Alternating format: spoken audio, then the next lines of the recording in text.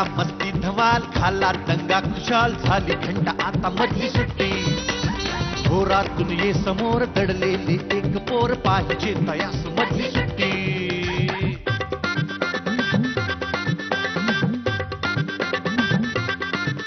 कसे रंग त्यांचे कसे गंध त्यांचे, विचारून घ्या या फुलांना जरा.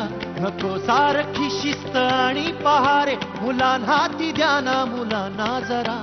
किलबिल त्या पाखरास वाऱ्यावर वाहण्यास देत जाई पंख मधली सुट्टी.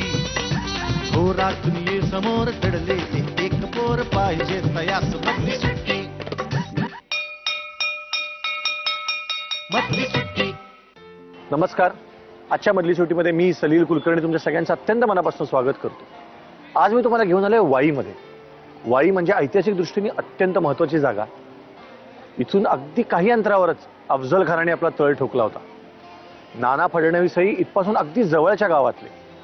आणि सांस्कृतिक दृष्टीने ही जागा खूप महत्वाची आहे, कारण विश्वकोश बनला तो इथे. तेव्हा अशा ऐतिहासिक आणि सांस्कृतिक दृष्टीने अत्यंत महत्वाच्या असणाऱ्या या वाईमधल्या 100 वर्षाची परंपरा असणाऱ्या द्रविड हायस्कूलमध्ये आज मी तुम्हाला घेऊन आलोय. बघूया इथली मुलं आपल्याला काय काय सांगतात.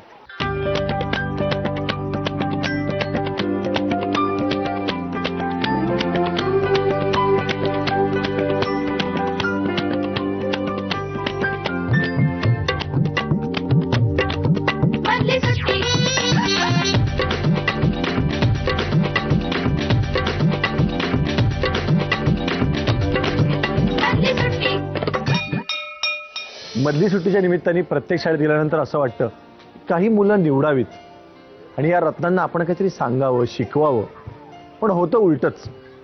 ही रत्नच मला काय काय शिकवतात, काय काय समजावतात, खूप काही ऐकवतातही. बघूया गेल्या शाळेसारखं हापडवणारी एखादी मुलगी या शाळेत आहे का? या शाळेत आपल्याला एक वेगळं क्रियापद एखादं विशेषण मिळतंय का? या शाळेतली मुलं आपल्याला नेमकं काय सांगतात ऐकूया. आणि आता माझ्याबरोबर द्रविड हायस्कूलमधले एक गुणवान विद्यार्थी आणि एक गुणवान विद्यार्थिनी असे दोघं आहेत. याचं नाव आहे निहार कान्हेरे आणि हिचं नाव आहे रुचा बोरकर. हाय. हाय.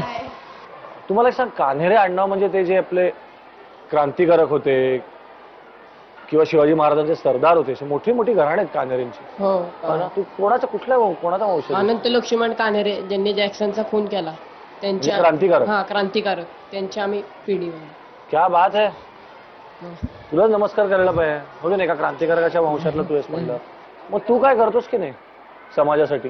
झाडे लावा. हा, नंतर ते हरिसेने सामील आहे. तू मला सांग की आपल्या समाजामध्ये अशी कुठली गोष्ट आहे सध्या तुला अजिबात आवडत नाही, ही बदलायलाच पाहिजे असं वाटतं तुला? राजकारण. राजकारण बदलायला पाहिजे. कारण कसं पूर्वीचं राजकारण आणि आताचं राजकारण खूपच फरक वाटतोय. कसं आहे सर तसं भ्रष्टाचार म्हणजे काय रे? रस्त्यावर एवढे खड्डे, ते बुजू वगैरे, त्यात पण राजकारणी पैसे खातात. तो एक भ्रष्टाचार होऊ शकतो. आणि सगळ्या लोकांकडनं गोळा केलेला जो पैसा आहे तो स्विस बँकेत ठेवून त्याची भरपूर ते. स्विस बँकेत जातो? कुठे आहे ती बँक माहिती? स्विस बँक US येते ना. आपल्या इथे काय झालं, सगळ्या भारी भारी गोष्टी US येत आहे सगळ्यांना वाटतं. स्विस बँक स्वित्झर्लंड मध्ये असते. तुला काय वाटतं की आता 9वीत तू आहेस, 11वीत 10वी नंतर कॉलेजमध्ये जाणार? कुठे जाणार कॉलेजमध्ये? पुणे किंवा मुंबई. का ग? वाईमध्ये कॉलेज नाहीये? वाईमध्ये आहे, पण ज्या फॅसिलिटीज पुण्या मुंबईमध्ये आहेत त्या फॅसिलिटीज वाईमध्ये नाहीयेत असं मला वाटतं.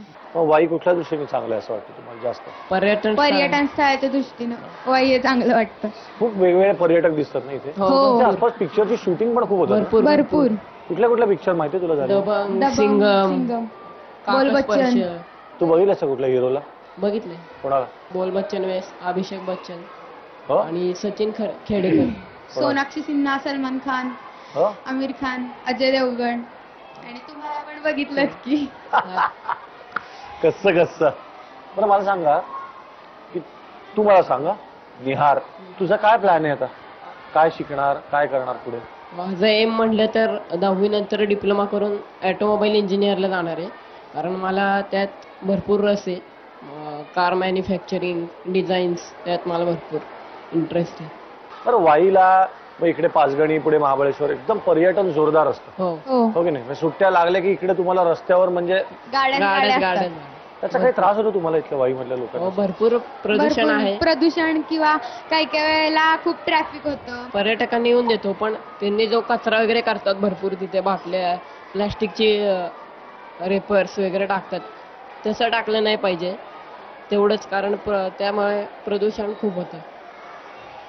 पण तुम्ही आता दोघंही हळूहळू अजून 2 वर्षामध्ये तुम्ही असे जबाबदार नागरिक होण्याकडे तुमचा आता प्रवास चाललाय. 9वी म्हणजे आता शाळा संपून, हो की नाही? तर तुझ्या पिढीतल्या मुलांकडनं काय अपेक्षा आहे की तुमच्याकडनं ही गोष्ट झाली पाहिजे? वाईमध्ये तर प्रत्येकच जण बघितलं तर वाहनं म्हणजे खूपच जोरात चालवतात. ते मला वाटतं की पुढच्या पिढीकडून ती चूक आहे ना म्हणजे बदलावी, म्हणजे असं बदलावं ते. तुझी काय अपेक्षा आहे पुढच्या पिढीच्या मुलींकडनं? मुलींकडनं म्हणजे त्यांनी असे जास्त खराब कपडे घालू नयेत, आपली संस्कृती त्यांनी जपावी असं.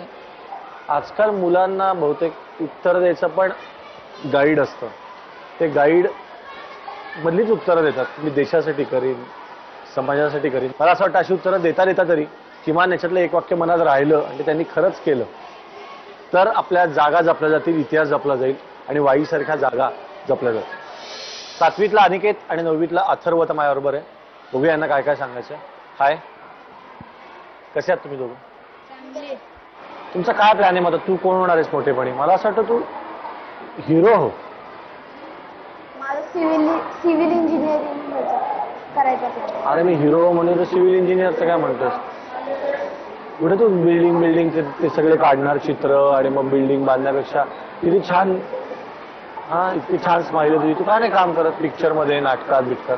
चान्स मिळाला की करशील करेन. का? तुला स्वतःला इंटरेस्ट नाही एवढा? आहे, मला इंटरेस्ट आहे पिक्चर मध्ये वगैरे काम करायचं, नाटकात काम करायचं आहे इंटरेस्ट. आता शाळेत गॅदरिंगच्या एक नाटक आहे, तर त्यात आहे मी घेतला मी भाग. का रे? का पण इंटरेस्ट का आहे? काय मिळेल असं वाटतं त्यातून तुला? आता काय प्रत्येक जण सगळ्या पैशासाठीच करत असतो. जर पैसाही मिळतो, इज्जत पण वाढते आणि समाधान. आणि समाधान पण मिळतं की आपण इतकं करू शकलो, याबाबत समाधान मिळतं. तू काय करणार आहेस रे? मी इंजिनियर, कसला? आर्किटेक्चरचा इंजिनियर. पण त्या दृष्टीने तू काय वेगळा आत्ता करतोस का अभ्यास? आपलं इंजिनियर व्हायचंय म्हणल्यावर आपलं गणित जास्त चांगलं पाहिजे, आपलं ड्रॉइंग छान पाहिजे, असं काही करतोस? प्रयत्न करतो ड्रॉइंगचा. तू करतोस तर काय? हो, आता मी ग्रेडच्या परीक्षेला बसलो. तुमच्या आजूबाजूला दिसणारी शाळा, घर, समाज, कुठली गोष्ट आहे की जी बघून तुम्हाला रडूच येतो की बापरे हे असं आहे, तो भीती वाटते? समाज आता इतका हे होत चाललाय, भ्रष्टाचार वगैरे वाढत चाललाय. तुम्ही बघितलंय का भ्रष्टाचार घडताना? कधी तू बघितलंस? कधी कधी आपल्या घरातली स्वतः सुद्धा भ्रष्टाचार करू शकतात. म्हणजे कसं? आपला भाऊ असेल, त्याला आईनं काय आणायला लावलं की तो आणत नाही, तो पण एका प्रकारचा भ्रष्टाचारच झाला. म्हणजे आपल्याला काय आणायला लावलं आणि आपण त्यातला 1000 रुपये आपल्यासाठी खर्च केला, तर त्याला भ्रष्टाचार. करेक्ट आहे ना? त्याला काय म्हणता येईल रे? याला काय म्हणता येईल? कमिशन. सगळी लहान मुलं घेतात का रे कमिशन? काय वाटतं? सगळी नाही घेत, काय कायच घेतात. जसं जसं वय वाढत जातं ते तसं प्रमाण तसं वाढतं. प्रमाण वाढतं. आणि कुठली गोष्ट खूप आवडते लांबून बघताना की ही गोष्ट फार छान आहे? मला सनसेट बघायला आवडतो. तुला? निसर्ग सौंदर्य वगैरे बघायला आवडतं. की असं वाटत नाही की समाज इतका घाणेरडा होत चाललाय, पण अजूनही निसर्ग खूप सुंदर आहे. क्या बात आहे, बहुत पते की बात आहे. एवढं मोठं वाक्य आहे. आमच्या मित्राची संदीप खरेची या विषयाची फार सुंदर कविता आहे. सागर अजून गणती वाचून लाटे मागून सोडी लाट, अजून तरी कुठली जकात घेत नाही पाऊल वाट. तेच त्याला म्हणायचं आहे की बाकी सगळं भ्रष्टाचारी जरी झालं तरी निसर्ग अजून तितका सुंदर आहे. आणि म्हणूनच मला वाटतं की आपण आजही सकाळी उठल्यावर प्रसन्नपणे येणाऱ्या दिवसाकडे बघून हसू शकतो. आणि आता माझ्याबरोबर आहे सानिका. पण तिला सगळी शाळा चिंगी म्हणते, का ग? मला सगळ्या मुख्याध्यापकांनी चिंगी नाव पाडले स्टेजवर. का ग? माझी हाईट छोटी. मला असं वाटतं हाईट छोटी म्हणून नाही, चिंगी म्हणजे कशी असते माहितीये का? अशी एकदम हुशार, चुणचुणीत, सगळी कामं करणारी, अभ्यासात पण छान, खेळात पण छान, अशी असतो तू. हो. म्हणून तुला चिंगी म्हणतात. तुला कोणी सांगितलं की तू छोटी आहेस म्हणून तू चिंगी म्हणतात? वर्गातल्या मुली. वर्गातल्या मुली काही बोलतात. मी तुला सांगतो की तू सगळ्यात हुशार आहेस ना म्हणून तुला चिंगी म्हणतात. मग तुझा 5वीत आहेस, तुला या आपल्या आपण जे वेगवेगळे विषय शिकतो ज्याला असा कुठला विषय वाटतो का की जो त्याचा काही पुढे फार उपयोग होणार नाही आपल्याला आयुष्यात? कुठलाच नाही. सगळे आवडतात. हो. काय उपयोग आहे भूगोलाचा सांग? आपण जर आता मोठे झाल्यावर शिक्षक झालो तर आपण ते सांगू शकतो ना. किंवा आपण शेतकरी पण होऊ शकतो, हो. शेती पण करू शकतो आपण. सगळे हा. भारतातली लोक कोणी शेती करू शकतो. हो. आणि कुठला विषय तुला असा वाटतो की याचा खूप उपयोग आहे तुला? मॅथ्स. आणि कोण होणार आहेस तू मोठेपणी? पायलट. का ग? मला असं वाटतंय व्हावं म्हणून. तर मग तुला खूप खूप शुभेच्छा पायलट होण्यासाठी. ठीक आहे. जेव्हा आकाशातून जाशील तेव्हा वाईकडे बघ, कारण वाईच हो. मोठी झाली असतो की नाही. आणि आता माझ्याबरोबर सिद्धार्थ आणि यश आहे. कसं आहेत तुम्ही? अरे तर मुलगा फुटला हे बघून मला काय वाटलं असेल सांग? काय तू ओळख बरं. ऍक्सिडेंट झाला. नाही, मला फार बरं वाटलं की गुडघा फुटला म्हणजे तू ग्राउंडवर खेळतोस. सगळ्या मुलांच्या हातात काय दिसतं माहितीये? व्हिडिओ गेम दिसतो, नुसत्या कॉम्प्युटरवर गेम खेळत बसतात. गुडघा फुटलेला पाहिजे शाळेतल्या वयातल्या मुलांचा, हो की नाही? मला तुला माहितीये का, शाळेत असताना 1, 2, 3 आणि 4 पैकी कुठेतरी एक पट्टी असायचीच, कारण मी रोज ग्राउंडवर खेळायचो. कितवीत असतो? 6वी. आणि तू? मी पण 6वीतच आहे. कुठला विषय आवडतो रे सगळ्या शाळेत? मॅथ्स. मॅथ्स. का रे? आमचे जे सर आहेत ते शिकवतात खूप मस्त. त्यामुळे सर चांगले शिकवतात म्हणून विषय आवडतो असं शाळेत होऊ शकतं, हो की नाही? शिक्षकच इतके चांगले असतात की त्या विषयाची गोडीच लागते. तुला काय आवडतं?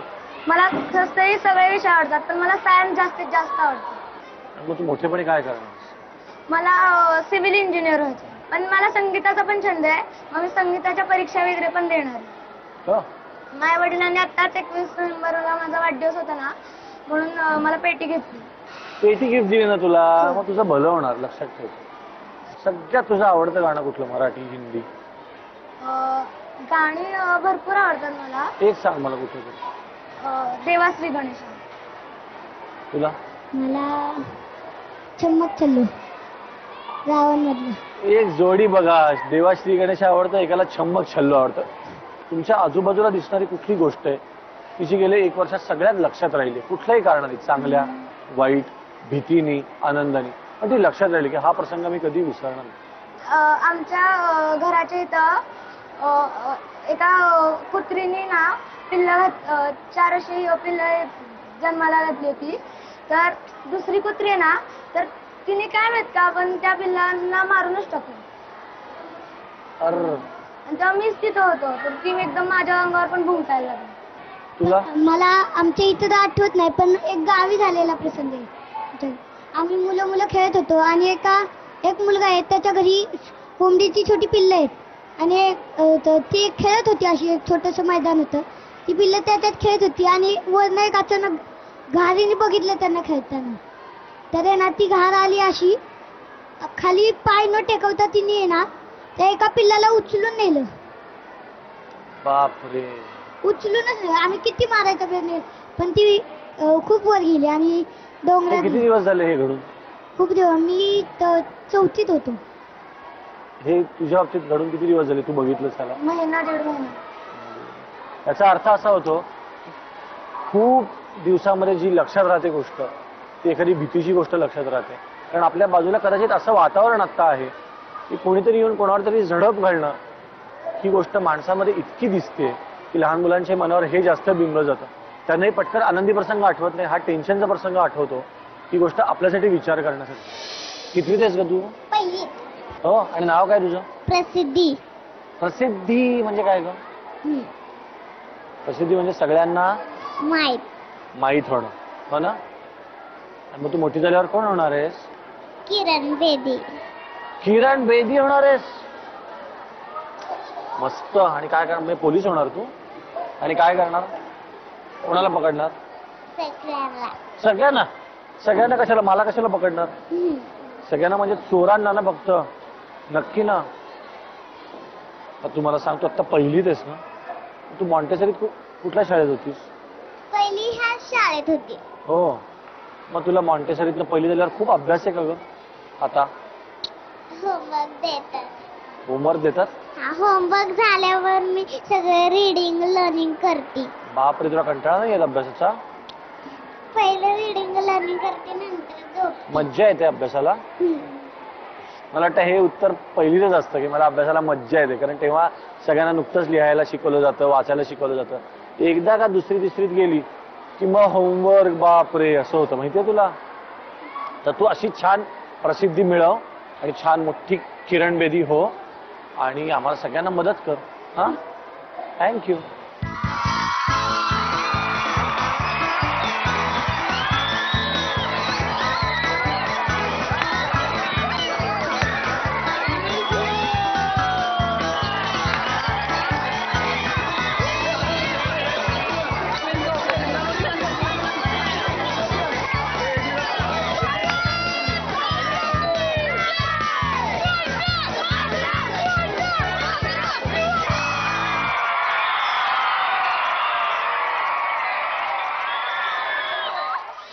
गोष्ट आपल्या आयुष्याचा किती अविभाज्य भाग असतो की नाही. आपल्याला लहानपणापासून एक सवयच असते की झोपताना कोणीतरी गोष्ट सांगणार, शाळेत ऑफ तास मिळाला की कोणीतरी गोष्ट सांगणार. आता थोड्या दिवसांनी मधली सुट्टीतल्या पण सगळ्या गोष्टी तुम्हाला एकत्र मिळणार आहेत एका सीडी मध्ये, त्या तुम्हाला सगळ्या एकत्र बघता येतील, ऐकता येतील. पण आजची गोष्ट आहे ती मात्र तुम्ही लक्षपूर्वक ऐका, कारण त्याच्यानंतर तुम्हाला त्या गोष्टीवर बोलायचं आहे. तर ही गोष्ट आहे एका जंगलाची. जंगलामध्ये पण ना कसं आपल्या शहरासारखंच असतं, कोणीतरी मुख्य असतो, बाकी प्रजा असते, हो की नाही? तसं या जंगलामध्ये एक जंगलचा राजा राहत असतो. सिंह, वाघ असतो, हत्ती असतात, झेब्रे असतात, जिराफ असतात, उंट असतात, ससे असतात, चित्ता पण असतो. मला ना नेहमी चित्ता असं मोठं मांजर वाटतं, हो की नाही? असे डोळे बंद आहेत का उघडे आहेत कळतच नाही, म्हणून आपण म्हणतो ना मांजर काय करून दूध पितं असं आपण म्हणतो. कारण आपल्याला कळतच नाही उघडेत का बंद आहेत, लबाड असतं एकदम. सगळं चित्ता असतो. एक दिवस त्या जंगलामध्ये बातमी येते की एक फार डेंजर चोर आलेला आहे जंगलामध्ये. तो जादूगारही आहे आणि चोरही आहे, आणि तो काय पळवून नेईल ना कोणाला सांगता येत नाही. सगळेजण तसे घाबरलेले असतात. पहिली रात्र जाते काही होत नाही, दुसरी रात्र जाते काही होत नाही, तिसऱ्या रात्री एकदम बातमी येते की 3 हत्तींची सोंडच गायब आहे. आणि हे कोण बघतं? चित्ता बघतो की एक माणूस आला रात्री, त्याने एकदम काहीतरी जादू केली आणि जाताना त्याच्या हातात 3 सोंडा होत्या. 3 हत्तींची सोंड घेऊन तो गेला पळून. तर चित्ता बघतो, मनातल्या मनात म्हणतो बापरे डेंजर आहे. तो म्हणतो आता मी जागाच राहणार, बघूया काय काय दिसतंय. दुसऱ्या दिवशी परत बारीक डोळे करून तो झाडावर, त्याच्या एक झाडावर घर असतं छान. हे कसं झाड आहे, त्याच्या एका झाडावर छान त्याचं घर असतं. तिथे असा तो चित्ता नेहमी असा झाडात पडलेला असतो बघा, असा बघत असतो. दुसऱ्या दिवशी तो चोर परत येताना दिसतो. जाताना खूप अशा त्याच्या हातात अशा काळ्या काळ्या रेषा दिसतात. म्हणतो अरे हे काय, कसल्या असतील काळ्या रेषा? नंतर दुसऱ्या दिवशी सकाळी बघतो तर सगळे झेब्रे असतात ना ते गाढवासारखे दिसत असतात, कारण झेब्राच्या अंगावरच्या काळ्या रेषा त्यांनी पळवून नेलेल्या असतात. अजून 1-2 दिवसांनी तर एकदम अख्ख्या जंगलात हाहाकार होतो. म्हणजे कंप्लीट सगळेजण असे होतात. का? कारण सिंहाची, जंगलच्या राजाची आयाळच तो चोरून नेतो एक दिवस रात्री. आणि चित्ता बघतो की आयाळ गेली. दुसऱ्या दिवशी सिंह आणि सिंह सेम दिसायला लागतात, हो की नाही? तोच तर फरक असतो. चित्ताला हळूहळू हसू यायला लागतं की आज काय जाणार आहे बघूया. तो म्हणतो आपण कोणाला सांगायचंय कशाला, आपण मस्त झाडावर पडून मजा बघूया. तो बघतो छोटे छोटे असे एवढे कान घेऊन जाताना एक दिवस दिसतो. दुसऱ्या दिवशी सगळे ससे विदाऊट कान. असे बरेच दिवस जातात. बऱ्याच प्राण्यांच्या बऱ्याच गोष्टी चोरून नेताना तो बघतो. त्याला कळत नाही हा नेऊन ठेवतो कुठे हे सगळं. तो म्हणतो जाऊ दे आपल्याला काय करायचंय. तो छान पडून नंतर ना 2 दिवस जातात, 4 दिवस जातात, तो चोर काही येत नाही. 15 दिवस होतात, तो चोर काही येत नाही. 1 महिना होतो, तो चोर काही दिसत नाही. चित्ता म्हणतं शे संपली मजा. आपल्याला रोज रात्री किती करमणूक होती की नाही. तो यायचा, काहीतरी जादू करायचा आणि काहीतरी एक दिवस सोंडच नेली, एक दिवस झेब्राच्या अंगावरचे पट्टेच नेले. कसला डेंजरस जादूगार आणि चोर होता. आता काय तो वेगळ्या जंगलात गेलेला दिसतोय. आता आपण झोप काढूया म्हणून तो झोपतो आणि जाग आल्यावर बघतो तर आजूबाजूला जमीन नसतेच, पाणीच दिसतं डायरेक्ट.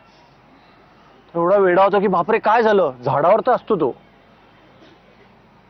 झाडासकट कापून आणून त्याला ठेवलेलं असतं समुद्रात एका बेटावर छोट्याशा, आणि आजूबाजूला बघतो तर सगळं असतं. सोंड दिसते, आयाळ दिसते, सगळ्यांचे कान दिसतात, झेब्राच्या अंगावरचे पट्टे दिसतात. आणि मला लक्षात येतं काय झालंय, त्या चोराने आपल्याला असं फसवलं. 1 महिनाभर तो आपल्या शेजारनं गेलाच नाही आणि त्यांनी आता आपलं झाड कापून आपल्या घरासकट आपल्याला पळवून आणलंय, आपल्यालाच. त्याला एवढा धक्का बसतो की बाप रे, इतरांची त्यांनी फक्त सोंड नेली, आयाळ नेली, कान नेले, मला त्यांनी घरासकटच आणलं, तर मी काय करू. तो खूप प्रयत्न करतो, खूप जणांची मदत बिदत घेऊन तो कसा बसा धावत धावत धावत धावत जंगलात येतो. सगळ्या प्राण्यांना सांगतो की अहो मला कळलं कोण चोर आहे, मी ते सगळं बघत होतो पण तेव्हा मी सांगितलं नाही, आता मला कळलंय कोण चोर आहे वगैरे. सगळ्यांना प्राण्यांना त्या बेटावर घेऊन येतो, आयाळ परत देतो, सोंड परत देतो, कान परत देतो. सगळे इतके खुश होतात, सगळे त्याला थँक्यू म्हणतात. चित्ता एकटा नंतर शांतपणे विचार करत बसतो बरं का, की सगळे मला थँक्यू म्हणले खरं, पण सगळ्यात जास्त नुकसान कोणाचं झालं. सिंहाला आयाळ परत मिळाली, सशाला कान परत मिळाले, झेब्राला पट्टे परत मिळाले. घर कोणाचं गेलं, माझंच गेलं, चित्त्याचंच घर गेलं. सगळ्यात मोठं नुकसान कोणाचं झालं, चित्त्याचं झालं, जे त्याला परत कधी मिळणारच नाही. त्याला वाटतं अरे खरंच आपण जर मध्येच सांगितलं असतं ना सगळ्यांना की असा असा एक चोर येतो, जादूगार येतो, त्याच्यापासून सावध राहा, सगळे रात्री जागे राहा, सगळे मिळून त्याला पकडूया, असं आपण केलं नाही. आपण काय केलं, आपण डोळे अर्धे उघडे अर्धे मिटून बघत राहिलो की तो कशा चोऱ्या करतोय. कारण आपल्याला वाटलं आपल्यापर्यंत वेळच येणार नाही, त्यामुळे आपण दुसऱ्यांची मजा बघत बसलो. आणि आता जेव्हा स्वतःवर वेळ आली आणि माझं घरच गेलं तेव्हा माझे डोळे उघडले.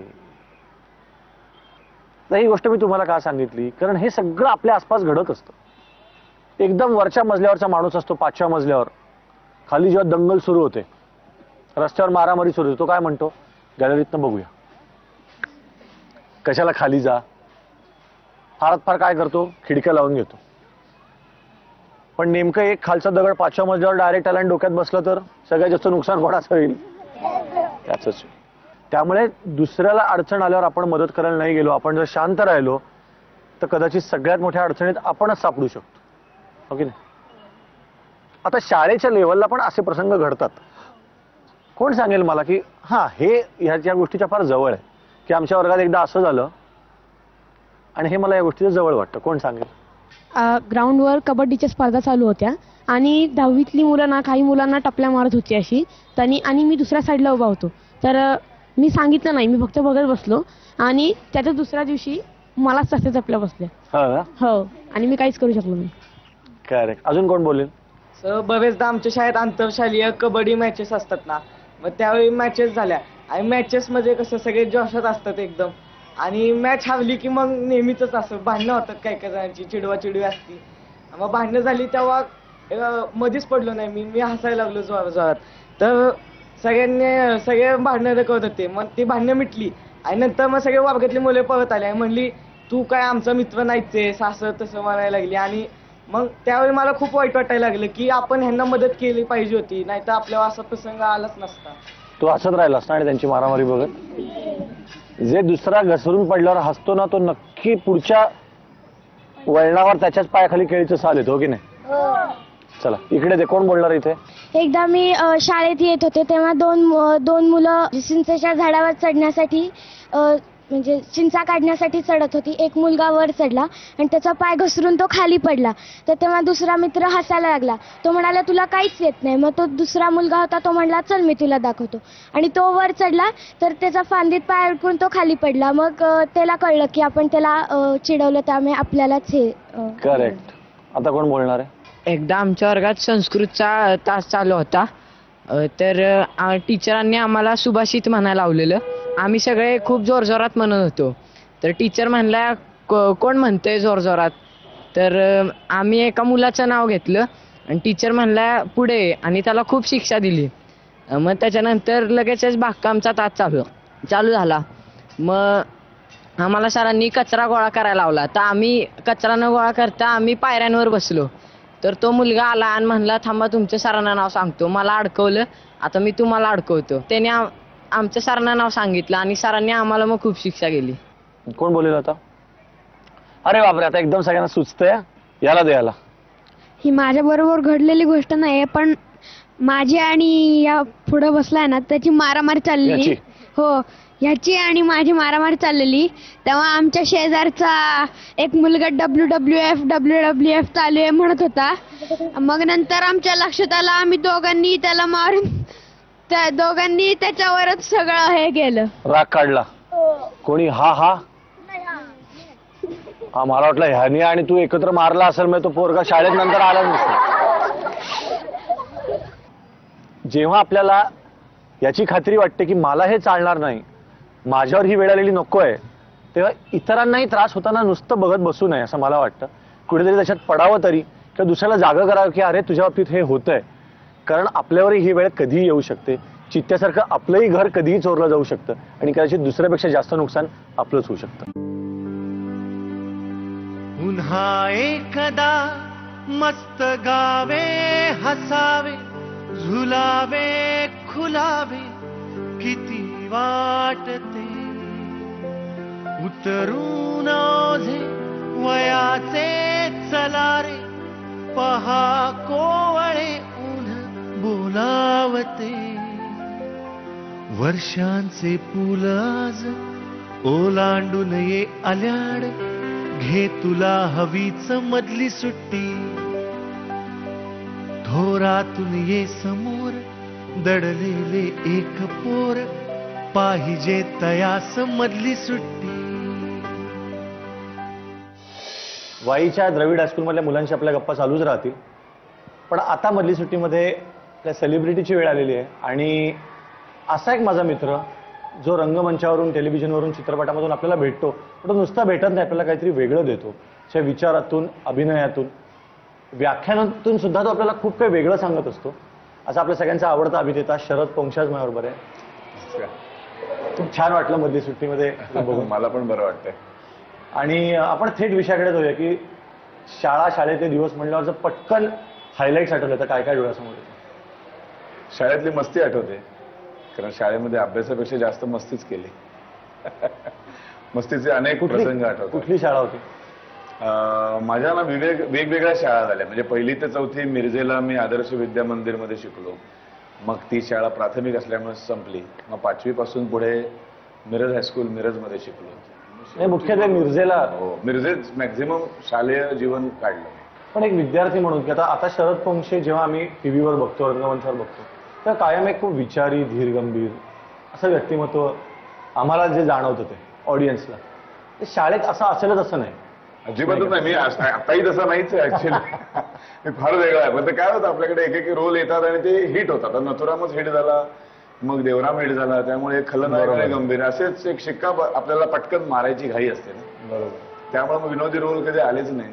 त्यामुळे असं वाटतं लोकांना की पण शाळेत धमाल होत असतो. जाम धमाल. जाम धमाल म्हणजे आताही मी धमालच करतो. मेकअप रूम मध्ये येऊन बघा एकदा, म्हणजे काय. पण मिरजेच्या शाळेतला असं काय वेगळेपण आठवतं की जे आता आयुष्यात तू मिस करतोस की नाही? त्या दिवसामध्ये हे जे होतं ना ते मला सगळ्यात जास्त आठवतं. खूप छान होतं सगळंच.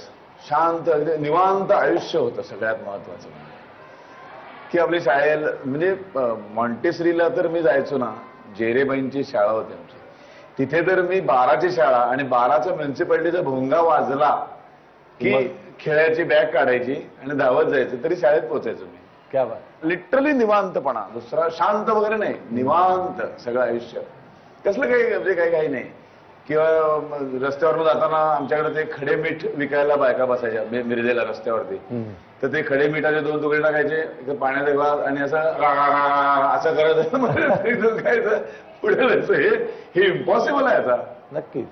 2 पावलंही टाकू शकतो, ऍक्सिडेंट होईल लगेच. आत्ताच्या मिरजेत गेल्यानंतर असं जाणवतं की बाबा आता हे बदललं नाही. पण मिरज अजूनही फारसं नाही बदललंय. मी नाटकाच्या दौऱ्याच्या निमित्ताने जातो. काही स्ट्रक्चर्स जुने वाडे पाडून बिल्डिंग झाल्यात, बाकी सगळं निवांतच आहे अजून.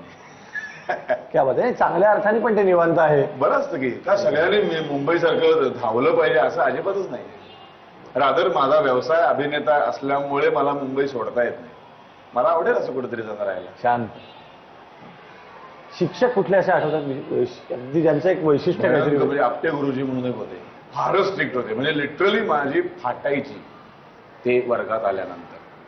इतकी म्हणजे वाट लागायची. बरं ते आदल्या दिवशी 25 असे शब्द त्यांचे स्पेलिंग पाठ करायला द्यायचे. ती काय पाठ व्हायची नाहीत. त्यातली एक 10-12 पाठ व्हायची, 10-12 चुकायची. आणि मग त्यांची पद्धत होती, असे येऊन उभे राहायचे, धोतर, अख्ख्या शाळेमध्ये धोतर आणि ती अशी 3 बटणवाला तो सदरा असे घालून ते यायचे. असं भव्य कपाळ, पाठीमागे केस, आणि म्हणाले सांग आय. ते आधी ना म्हणजे ते येत असलं तरी त्यांच्या त्या आविर्भावानेच माणूस, मुलगा तो फार डब्यातच गेला पाहिजे तो. आणि त्याच्यातून आणि ज्या 4-5 चुका जास्त व्हायच्या. मग म्हणाले हात लूज सोड, असा हात सैल सोड, असा हात सैल सोडायला सांगायचं. आणि असं हे बाकडं आहे ना, असं हात सैल सोड, फार मारेल. भयानक होतं ते सगळं. बापरे, मला असं वाटतं की या वळणावर आपण थोडं, मला कारण काय की आपण एका बाजूनी शाळेकडे बघत असतो, पण आपल्याकडे आपले मित्र बघत असतात, त्यामुळे नेमकं ते जास्त स्पेसिफिकली सांगू शकतील की तू शाळेत कसं असतं. आपण मित्रांना बोलूया.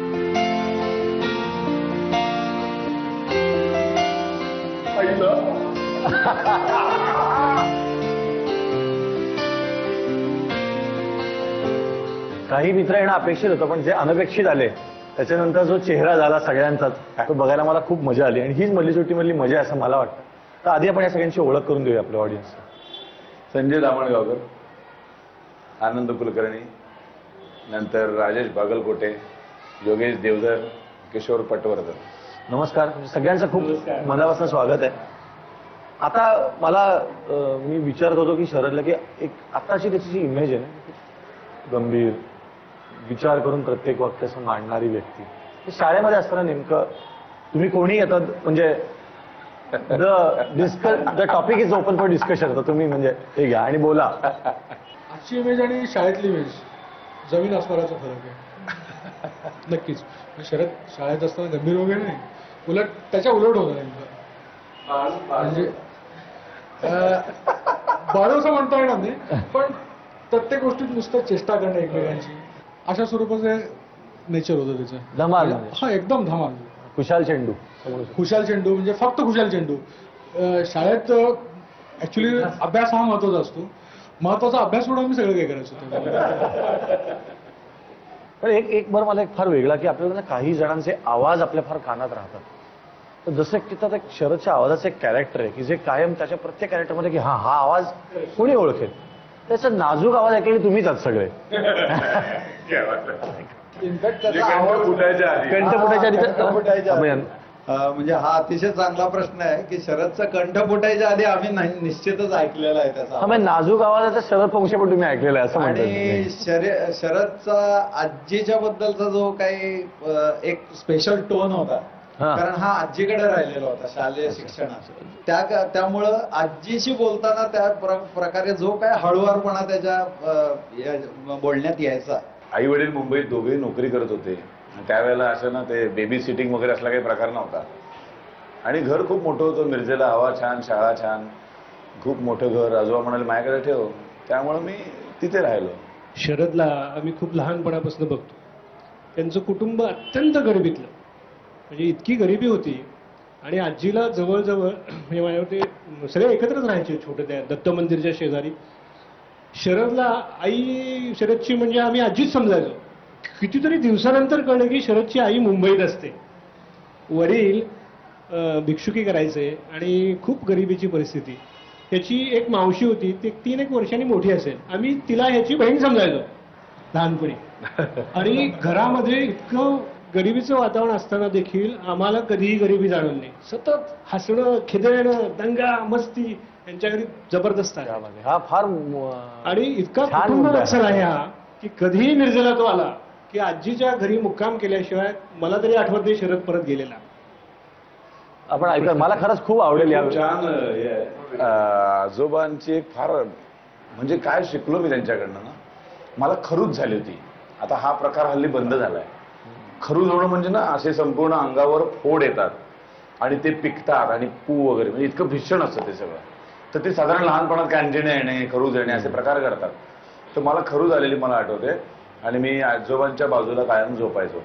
आणि आता खरूज हा प्रकार असा आहे ना की जो स्पर्श केला तर तो दुसऱ्याला पण होतो. पण आजोबा मला कधीही कुशीत न घेता झोपले नाहीत, खरूज झालेल्या अवस्थेत सुद्धा.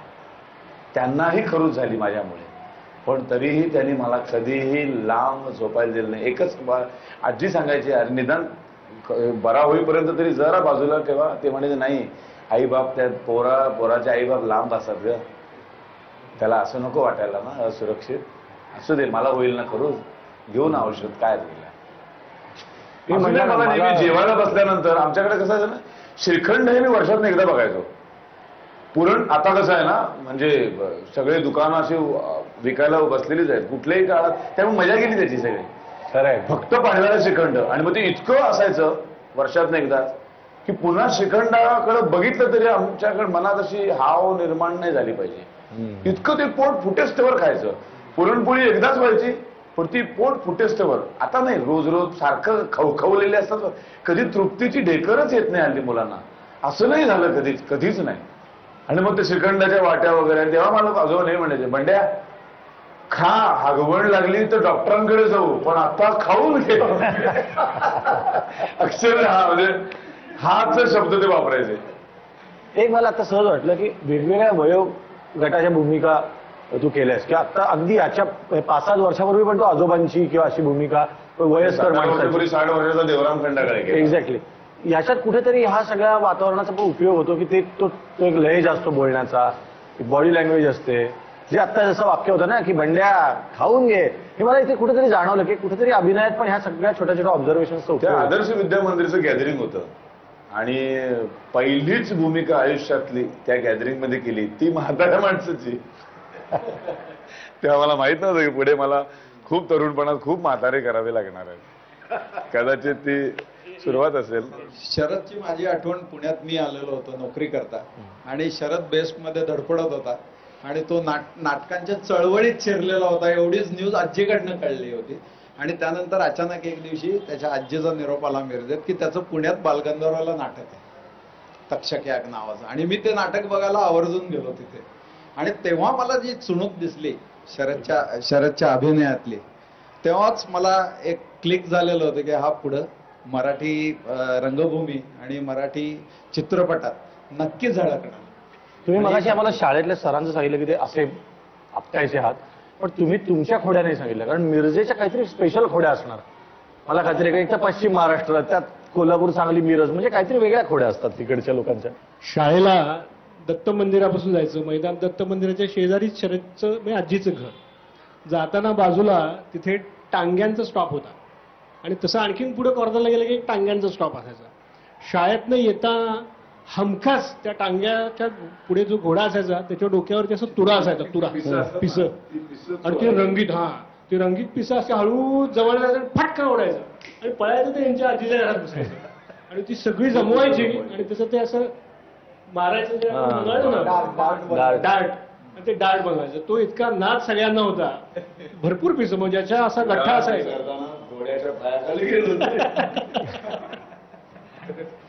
मला आता एकदम असं म्हणत आलं की तुम्ही इतकं सगळेजण एका विचाराची लोक आहेत, तर एखादी काहीतरी 4 ओळी असतील शाळेच्या काळातल्या की ज्या तुम्ही कधीतरी म्हणायचं. बलसागर भारत, म्हणा सर, मी पण म्हणतो बलसागर भारत हो, विश्वास शोभुनी राहो, कंकण करी बांधियले, जनसेवे जीवन दिधले, राष्ट्रास प्राण हे दिले, मी सिद्ध मराया राहो, बलसागर भारत हो, विश्वात शोभुनी राहो. तर इतकी तुमची छान शाळा, इतकी तुम्ही सगळी हुशार मुलं, तर आज मी तुमच्याशी एका वेगळ्या विषयावर गप्पा मारणार आहे की तुमच्या प्रत्येकाविषयी तुमच्या पालकांच्या काहीतरी त्या तक्रारी असतीलच. एक तरी तक्रार प्रत्येकाबद्दल असते आणि त्या वेगवेगळ्या असतात. गंमत बघा, तुम्ही एका वयाची, आता 5वी 10वीतली जरी मुलं असतील तरी समजा आपण 5वीतली मुलं घेतली तरी प्रत्येकाविषयीची तक्रार वेगवेगळी असते, हो की नाही? म्हणजे माझ्याविषयी याची तक्रार असते की हा याने एकदा गिझर चालू केला की हा बंद करायला विसरतो, जागच्या जागी वस्तू ठेवत नाही, इकडनं असा टॉवेल काढला की तो घरात कुठे टाकेल सांगता येत नाही, हो की नाही? त्यामुळे माझी आई परदेशात गेली तरी तिकडनं फोन करून विचारते गिझर बंद केलास का. कारण याला वाटतं हा विसरणारच, पण मला असं वाटतं मी अजिबात विसरत नाही. कधीतरी एकदा विसरलो तर दरवेळी काय तेच काढायचं असं मला वाटतं. तुमच्याविषयी काय काय तक्रारीत, चला आपण त्याच्यातनं एक कुठला तरी आपल्याला विषय मिळेल. कोण बोलेल आधी? आई म्हणते की मी अभ्यास करताना कॉन्सन्ट्रेटली करत नाही. कॉन्सन्ट्रेट करत नाही? करत नाही. काय करत असतेस मग? काहीतरी असं पेनचं रिफिल वगैरे काढून बघत बसते. पुस्तकाकडे काही लक्ष नाही. तुला मान्य आहे ते? हो. मान्य? हो. विषय संपला, म्हणजे तू करतेस, मग तुलाच बदलायला पाहिजे. अजून? मी जेव्हा अभ्यास करत असतो आणि मी डिक्शनरी वाचत असलो की कुठे ठेवतो ते कळतच नाही, नंतर मग आई मला ओरडते. कसं काय कळत नाही तुला तू कुठे ठेवतोस ते? झोप येते मग झोपेत डिक्शनरी घेऊन चालतोस की काय करत? नाही, मग मी कुठेतरी ठेवून देतो आणि सकाळी उठल्यावर मला सापडत नाही. आणि मग ते सापडतं कोणाला? सापडते नंतर कोणाला? मला सापडतं. तुलाच सापडते? मग तू लपवून ठेवतोस का मुद्दाम? नाही. अभ्यास करायला लागू नये म्हणून? नाही. मग आई त्याच्यावरनं ओरडते तुला? रोज कशी हरवतोस डिक्शनरी? मग तू काय म्हणतो त्याच्यावर? मी नाही हरवली, मी कुठेतरी ठेवलेली, पण मला नाही आठवत. आठवतच नाही का? झोप आलेली असते का? नाही. अजून कोण सांगेल? आई म्हणते की मी खूप खेळते, अभ्यास कमी करते आणि जास्तीच खेळते. नाही, हे तर जगात आफ्रिकेतल्या सुद्धा आईंची त्यांच्या मुलांबद्दल हेच तक्रार आहे. अभ्यास करत नाही हे तर सोड असते. प्रत्येकाच आईला वाटतं की आपली मुलं अभ्यास करत नाही, पण ही खूप खेळते असं वाटतं का फक्त? मला तर नाही वाटत. तुला असं वाटतं की एवढं खेळणं बरोबर आहे? बरोबरच आहे. हो. पण मग समजा नेमकं असं झालं की आईने विचारलं की बरं मग अभ्यास झालाय का तुझा, तर तू काय म्हणतेस? हो, झालेला असतो. आणि समजा आईने नेमकं विचारलं की 29 सत्ता किती, आणि समजा नाही, मी नाही विचारलं तुला, तू टेन्शन घेऊ नकोस, पण समजा नाही आलं तर मग आई काय म्हणते बघ? हो. असं होतं? हो. बापरे, मी किती नेमका प्रश्न विचारला बघ तिला. अजून कोण सांगणार आहे? मी कोणतीही वस्तू घेते आणि कुठेही ठेवते, मग आई मला खूप ओरडते. ती वस्तू कोणाला सापडली की ते म्हणतात नक्की हिनेच ठेवलेली असणार आहे. म्हणून कोणती वस्तू घेतली की आई म्हणते जागेवर ठेव. कुठलीही वस्तू घेतली की आई म्हणते तिथं नीट ठेव पुन्हा काम झाल्यावर. नाहीतर मी ठेवायचं विसरते आणि कुठेतरी ठेवते. मग घरातले सगळेजण शोधतात आणि गडबडीच्या वेळी कोणाला सापडत नाही, आणि नंतर कोणाला सापडली की सगळे म्हणतात हे हिचंच काम आहे. पण ही तक्रार तुला मान्य आहे? हो. अजून कोणाच्या आईबाबांची एकदम काही खास तक्रार आहे का? खास एकदम वेगळंच पाहिजे काहीतरी? मी आणि दादा खूप दंगा करत असतो ना, तर आमच्या दंग्यामध्ये आता जेवताना पण आम्ही दंगा करतो. तर टीव्ही सुरू असतो आणि बाबा टीव्ही बघत असतात आणि दादा मी अगोदर जेवतो आणि ते आमच्या दोघांची भांडणं सुरू असते ना. आई आम्हाला विचारते हे पाहिजे का ते पाहिजे का, आम्हाला काही कळत नाही, मग बाबा आम्हाला ओरडतात. अजून कोण सांगणार इकडे? मी सारखा झोपत न उठतो ना. एक मिनिट, मी सारखा झोपेत न उठतो का? मी जेव्हा झोपेत न उठतो तेव्हा? मी झोपलेला असतो ना, तर सारखा झोपेत न उठतो ना. तू रात्रभर झोपेत सारखा उठतोस थोड्या वेळाने? हो. अरे देवा. आणि काय करतोस? असा उठून कुठं फिरत बसतो. आता आपण उलटा विचार करूया. तुमची कोणाची पालकांबद्दल एखादी खास तक्रार आहे की हे जर जरा बदललं ना तर मला फार बरं वाटेल? घरचे सारखे म्हणतात अभ्यास कर अभ्यास कर, खेळलं पण पाहिजे ना, अभ्यास पण केला पाहिजे ना. मग मी आता खेळून वगैरे आल्यावर असं हातपाय धुतो ना, हातपाय धुवून नंतर लाईट चालू, म्हणजे मी बाहेर आलो की लाईट चालूच असतो आणि दरवाजा पण उघडा, म्हणजे बाथरूमचा दरवाजा पण उघडा असतो. उघडा असतो मग तो काय आपोआप राहतो? तू ठेवतोस? माझ्याकडनं बंद करायचा विसरला जातो. पण आता याच्यावर ना आपण एक शेवटच्या मुद्द्याकडे असं येऊया की आपल्याकडे असलेली क्षमता, आपल्याला लागलेली भूक, आपली तब्येत बरी आहे का नाही हे आपल्याला जास्त कळतं का आपल्या आईबाबांना? आता आपल्या आईबाबांना माहिती असल्यामुळे त्यांनी जर हे सांगितलं की तुझी क्षमता अजून जास्त आहे त्यामुळे तू अजून अभ्यास कर, तर हे बरोबर आहे का चूक आहे? जर आई म्हणत असेल की नाही नाही तुला अजून भूक आहे, तू अजून एक पोळी खा, ते बरोबर आहे का चूक आहे? बरोबर आहे. थोडक्यात काय की आई जे सांगते ते सगळं, कारण मला असं कायम वाटतं की जेव्हा लांबची लोक येऊन आपल्या इथे संशोधन करतात तेव्हा आपल्याला त्याचं महत्व कळतं. आणि तितकंच महत्वाचं आहे आपले आजी आजोबा, आपलं घर, आपले आई बाबा आणि आपली शाळा, जो आपला इतिहास घडवते, आणि म्हणून तीही लक्षात ठेवायला. शिवरायांचे 8वावे रूप, शिवरायांचा 8वावा प्रताप, छत्रपतींचं नुसतं नाव घेतलं तरी आपल्याला किती स्फुरण चढतं. आपला इतिहास आपल्यासाठी खूप महत्वाचा, आपली पाळंमुळं आपल्याला समजावून सांगणार. आणि म्हणूनच कुठल्याही ऐतिहासिक स्थळाला भेट दिली की सगळा इतिहास डोळ्यासमोर उभा राहतो. तुम्ही अशा अनेक ऐतिहासिक स्थळांना भेट देत असाल मला खात्री आहे. कुठल्या ऐतिहासिक स्थळाला तुम्ही इतक्यात भेट दिली, त्या स्थळांनी तुम्हाला काय सांगितलं? मी पाहिलेलं ऐतिहासिक स्थळ हाच आहे यावेळचा होमवर्क. पाठवा आमच्या या पत्त्यावर. मधली सुट्टी 135 continental building, doctor Annie Besant road, Worli, Mumbai 400018. मधली सुट्टी @ZNetwork.com, झी मराठी @ZNetwork.com.